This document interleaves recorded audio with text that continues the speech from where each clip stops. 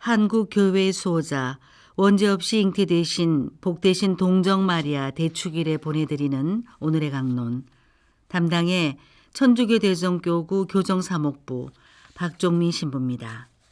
오늘 복음은 루카복음 1장 26절에서 38절까지의 말씀입니다. 그때 하느님께서는 가브리엘 천사를 갈릴레아 지방 나자렛이라는 고을로 보내시어 다윗 집안의 요셉이라는 사람과 약혼한 처녀를 찾아가게 하셨다. 그 처녀의 이름은 마리아였다. 천사가 마리아의 집으로 들어가 말하였다.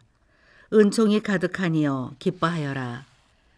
주님께서 너와 함께 계시다. 이 말에 마리아는 몹시 놀랐다.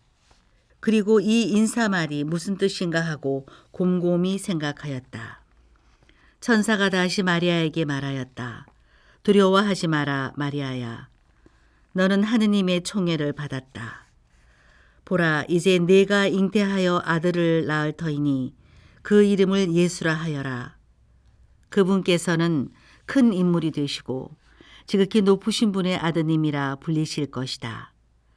주 하느님께서 그분의 조상 다윗의 왕자를 그분께 주시어 그분께서 야곱 집안을 영원히 다스리시리니 그분의 나라는 끝이 없을 것이다.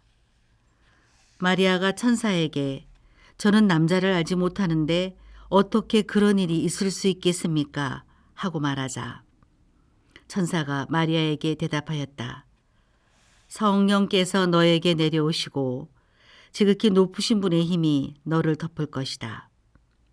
그러므로 태어날 아기는 거룩하신 분, 하느님의 아드님이라고 불릴 것이다. 내 친척 엘리사벳을 보아라. 그 늙은 나이에도 아들을 잉태하였다. 아이를 못 낳는 여자라고 불리던 그가 임신한 지 6달이 되었다. 하느님께는 불가능한 일이 없다. 마리아가 말하였다. 보십시오. 저는 주님의 종입니다. 말씀하신 대로 저에게 이루어지기를 바랍니다. 그러자 천사는 마리아에게서 떠나갔다. 참 예수님, 대전 가톨릭 평화방송 애청자 여러분 안녕하십니까? 오늘은 한국교회의 수호자 원죄 없이 잉태되신 복되신 동정마리아 대축일입니다. 성모님의 4대 교리 중에 하나인 성모님의 원죄 없는 잉태는 초기 교회 때부터 믿어왔으며 1830년 파리에 우리가 지금 기적의 메달 성당이라고 부르는 그곳에서 카타리나 라브르의 수녀에게 성모님이 발현하셨는데 원죄 없이 잉태되신 성모 마리아님, 당신께 다가가는 저희를 위하여 빌어주소서라는 글귀와 함께 발현하심으로 인해서 그 신심이 고조되었습니다. 그 이후 1854년에 와서야 교황좌에서 공식적으로 믿을 교리로 선포되었고 그로부터 4년 후에 성모님께서는 루르드의 벨라데따에게 발현하셔서 나는 원죄 없는 잉태다 라며 그 교리를 확언해 주셨습니다. 성모님의 이러한 말씀으로 인해 우리가 알 수 있는 확실한 두 가지는 원죄라는 것이 분명히 있다라는 것과 성모님께는 그 원죄가 없다는 것입니다. 우리는 세례 때에 원죄를 용서받는다고 알고 있습니다.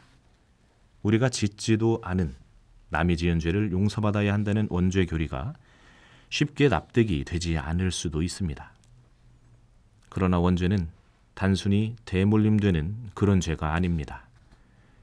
원죄의 결과가 무엇인지를 안다면 원죄의 정체가 무엇인지 분명히 알 수 있습니다. 우선 원죄의 이유는 하느님과 같아지려는 마음 때문이었습니다. 정확히 말하면 하느님만이 아실 수 있는 것을 인간이 알고자 했던 것이죠. 현 시대의 사건으로 예를 들면 인간의 생명에 대한 부분입니다.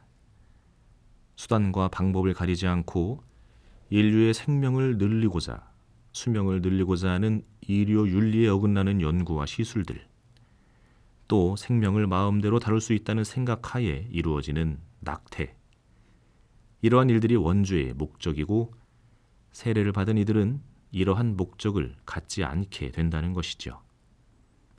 또 미래를 아는 것, 이건 역시 인간은 알 수 없는 것이지만 그것을 알기 위해 우리는 점을 보러 다니고 있습니다. 그러한 원죄의 결과는 바로 죽음입니다. 따라서 원죄 없으신 성모님의 죽음 없는 승천은 당연한 것이었습니다. 뱀이 선악과를 먹으라고 유혹할 때 너희는 결코 죽지 않는다고 속였지만 인간은 결국 흙의 먼지로 돌아가게 됩니다.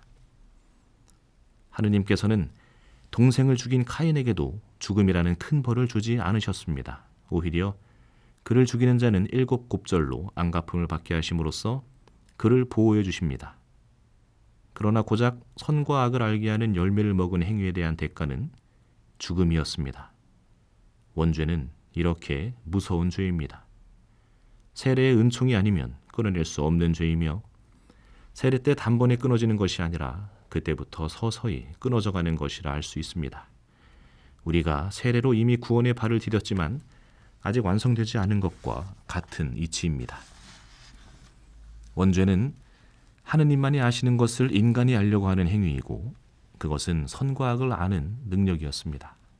이를 통해 알 수 있는 것은 선과 악은 하느님만이 아실 수 있다는 것입니다. 우리가 선과 악을 모르는 것은 아니지만 그것을 최종적으로 결정하는 것은 하느님의 영역인 것입니다. 우리가 틀렸다고 생각했던 것이 나중에는 맞을 수도 있고 맞다고 생각했던 일이 틀린 것이었을 경우가 적잖이 있습니다.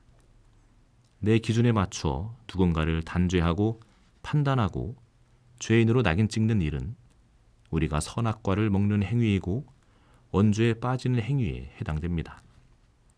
그래서 우리는 쉽게 판단하면 안 됩니다. 판단을 유보해야 합니다. 성모님께서는 잃었던 12살의 예수님을 성전에서 되찾으셨을 때 꾸짖지 않으셨습니다. 그 일을 그저 성모님은 마음속에 간직하였다라고 루카복음사가는 전합니다. 그리고 오늘 복음에서 천사의 말을 들었을 때도 또 예수님의 탄생 때 목자들이 한 말에 대해서도 마음속에 간직하고 곰곰이 되새기셨다고 합니다. 이렇게 성모님은 바로 판단하지 않으시는 분임을 알 수 있습니다. 우리는 곰곰이 생각하고 또 생각해야 합니다. 이것이 우리가 원죄로부터 온전히 벗어날 수 있는 길입니다. 원죄 없이 잉태되신 성모님께서는 그 모범을 우리에게 보여주셨습니다. 우리는 성모님께 이렇게 청해야 하겠습니다. 원죄 없이 잉태되신 성모 마리아님, 저희를 원죄로부터 온전히 멀어지게 도와주소서. 아멘. 오늘의 강론, 지금까지 담당해 천주교 대정교구 교정사목부 박종미 신부였습니다. 내일도 박종미 신부의 강론이 계속됩니다.